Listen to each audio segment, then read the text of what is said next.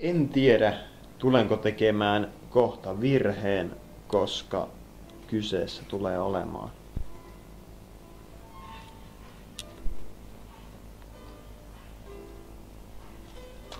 ruotsalaista pekonia we meet. Me tapaamme jälleen. Elikkäs joo. Minnekäs minä nyt tämän kameralla? Nyt siinä. Todettu hyväksi paikaksi. Käytän ihan sama mitä rypsiöljyä, mutta kuitenkin rypsiöljyä. En ole koskaan oikein tykännyt laittaa mitään muuta pannulle. Mutta miksi tämä? En tiedä. Ajattelin, oli paljonkaan olisi ollut. 6 tämmöstä oli ehkä joku 5 €. Elikkäs yhteensä jotain 800 grammaa, että ei kovin paha hinta pekonista, mutta nyt taas keittiömestarin valitukset heti tästä paketista, niin avaus on taas, että täällä ei ole mitään, ei ainakaan näy mitään kohtaa, mistä sais avattua. Se on monen valmistajan huono. Sitä ei ajatellut. Ei nyt laiteta täältä. Mutta pitää taas tyytyä saksiin.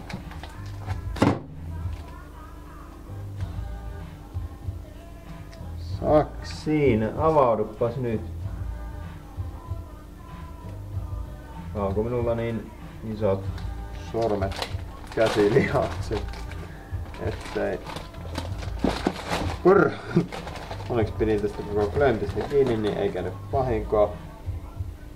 Kyllä tää tuoksuu yhtä hyvältä kuin muut näin, ei kypsennettynä.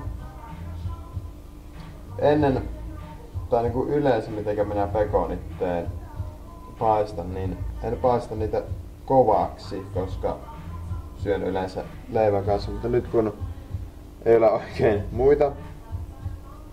muita ruokahommeleita, niin, tai on leipää, mutta minä paahdan sen, niin siitä tulee myös ihan hyvä paahdettuna.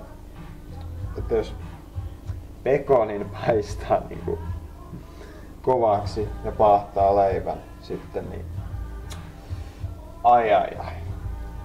Koska eilen söin pirkan pekonia paahtoleivän päälle ja se maistui hyvältä, kohtalaisen hyvältä.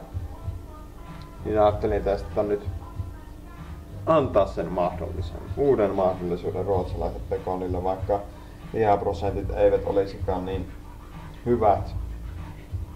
Silti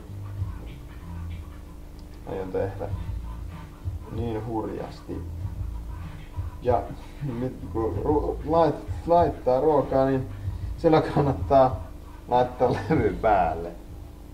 Ja vinkki. Vinkki kaikille. Mä muuten tulla huonoa siitä ruoasta.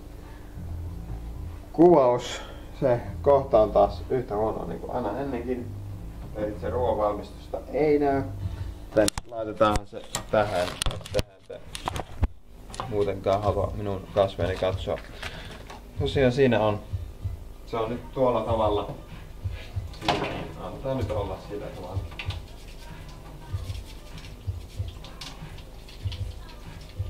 Nopeat tiskaukset vihteille.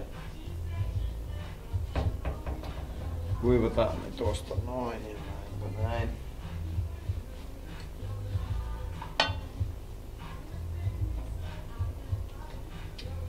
Mutta tosiaan, että mä ajattelin, että kun tää on kuitenkin ruotsalaispekonia, että tsekataan nyt täältä pallitessa, että sianliha on kuitenkin 94%. Ihan kohtuu hyvä. Leikataanhan tästä, tai leikataan, otetaan vielä toinen.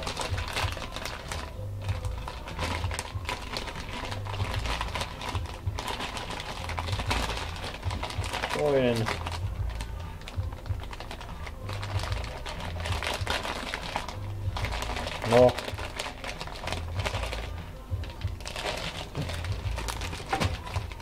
Toinen satsi. Samalla tähän pannulle. Yksinkin aika yleensä laiska kokkailemaan, niin tästä tulee nyt tämmöstä. Nyt näet sen karun totuuden minustakin, että en tossa tää yhtä. Mutta kun mä oon sanonut monessa videossa, mulla on kiire. Mä oon nytkin erittäin kiireinen. Mulla ei aina riitä, jos tämähän on opiskelija, kotikokki, show. Tässä nyt tapahtuu aina tämmöstä. Kiirettä on melkein aina ja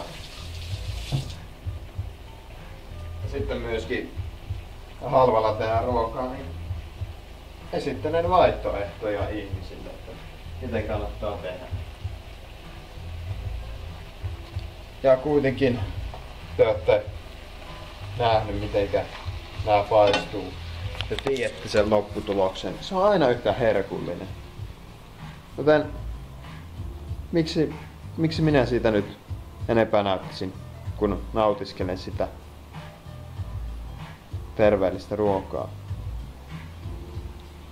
Joten nauttikaa pekonista tai muusta lihaista ruoasta tai miksei hedelmistä ja salaatista. Mihinkään nyt itselleen kullakin tykkäätte. Kirjoittelen kommenttiin, jos kysyt, että miltä nyt maistui vanha kunnon pekoni. Minä siihen vastaan. Hei, hei.